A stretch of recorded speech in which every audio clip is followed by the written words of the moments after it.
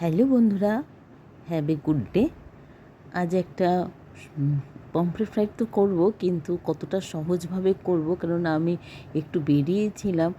এবার ফিরে এসে রাতের ডিনারের জন্য পমফ্রেট ফ্রাইটাকে রেখেছিলাম।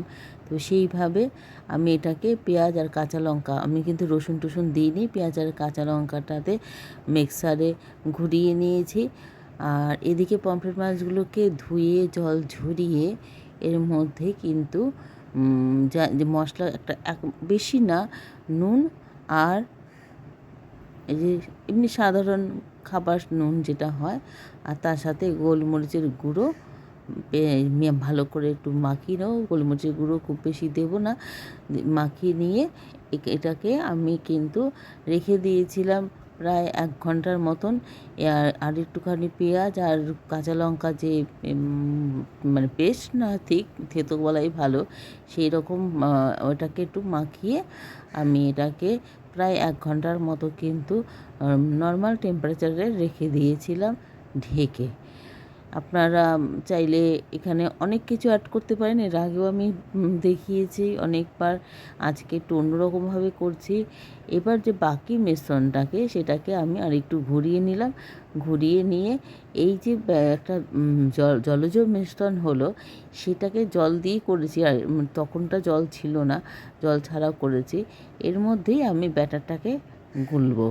আমি নিয়ে নিয়েছি পরিমাণ মতো বেসন, আর এই যে এই সল্টটা কিন্তু ওই যে বিট নুন যেটাকে বলে সেইটা, আর হচ্ছে যেটা আমরা গোলমরিচ বলি সেটা। সেইভাবে এটাকে ভালো করে ফেটিয়ে নেব। মানে অনেকভাবেই কিন্তু ব্যাটারটাকে গোলানো যায়, যেটা কিন্তু মানে বেসন ছাড়াও কিন্তু করেছি, বা অল্প সামান্য বেসন আরও একটা অন্যান্য উপাদান দিয়ে করেছি। সেইগুলো কিন্তু অনেক আগে ভিডিও শেয়ার করেছি, সেইগুলো সেখানে দেখানো আছে। ব্যাটারটাকে ভালো করে, ব্যাটারটাকেও কিন্তু 1/2 ঘন্টার মতন কিন্তু এটাকে কিন্তু ভিজিয়ে সুন্দর করে মানে গুলিয়ে নিয়ে রেখে দিতে হবে। তাহলে কি হবে, এটা খুব ভালোভাবে মিশ্রণটা থাকবে। আর সব জিনিসই না একটু ভিজিয়ে রাখলে পরে কি, এই সব জিনিসগুলো আমরা যে বেসন যে বেগুনি টেগুনি ভাজি, সেইটাও যদি একটু আগে করে রাখা হয় ভালো হয়। এবার সর্ষের তেলের মধ্যেই কিন্তু ভাজবো, যেহেতু রাতের ডিনারের, তার জন্য সব কটাই ভেজে নেব।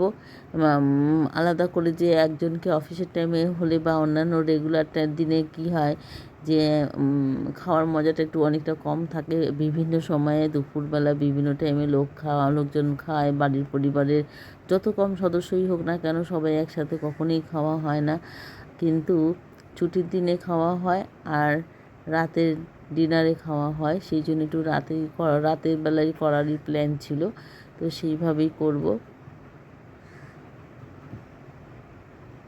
যাতে ভাতটাও গরম থাকে, আবার এই মাছের ফ্রাইটাও সবাই গরমই খেতে পারে।